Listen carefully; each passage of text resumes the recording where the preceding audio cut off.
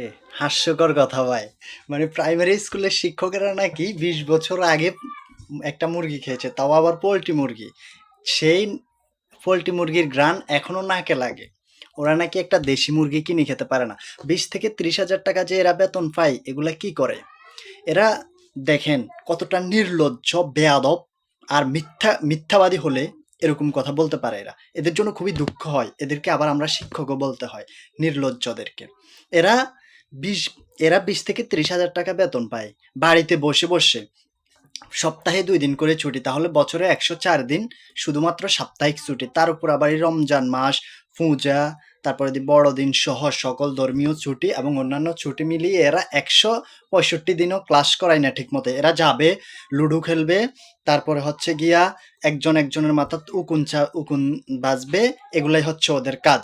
আর এরা জেনে শুনে ১৭তম গ্রেডে চাকরিতে ঢুকে, তারপরে ১৩তম গ্রেডে আনছে। ১৩তম গ্রেড থেকে এখন তারা আবার ১০তম গ্রেডে আসতে চায়। তাহলে এই যে আপনার নন ক্যাডার সহ প্রাইমারি স্কুলের প্রাথমিক বিদ্যালয়ের শিক্ষকদের ১০ম গ্রেড, তাহলে যখন সহকারী শিক্ষক একজন এসএসসি পাস, একজন মেট্রিক পাস, ইন্টার পাস শিক্ষককে ১০ম গ্রেড দিতে হবে, তাহলে সেক্ষেত্রে প্রধান শিক্ষককে কোন গ্রেড দিতে হবে? নন ক্যাডার, ক্যাডার, শিক্ষা অফিসার, এদেরকে কোন গ্রেডে বেতন দিতে হবে? চিন্তা করেছেন এরা কত বড় বেয়াদব আর এরা কত বড় নিমুখারাম মুনাফেক? সরকারি চাকরি করে সরকারের বিরুদ্ধে এরা দাঁড়াই গেছে। অথচ এরা এই কথাটা একবারও চিন্তা করলো না যে আমাদেরকে যেই সুযোগ সুবিধা দিচ্ছে, যে দেখেন একটা ডিফেন্সের লোকের দিকে আপনি তাকান। একটা ডিফেন্সের লোকে ১৭তম গ্রেডে ৯,০০০ টাকা বেতন পেয়ে এক জেলা থেকে অন্য জেলায় রাত দিন ২৪ ঘন্টা এরা কি ডিউটির জন্য প্রস্তুত থাকে। এদের জন্য রাত দিন নাই, যে কোনো সময় এদের ডিউটি পড়ে।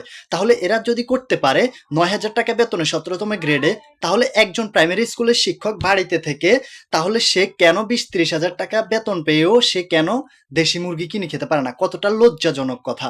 আর এটা কতটা মিথ্যা কথা। এরা নাকি আবার শিক্ষক, এরা নাকি ছাত্রদেরকে শিখাবে। কি শিখাবে এরা? এগুলা শিখাবে?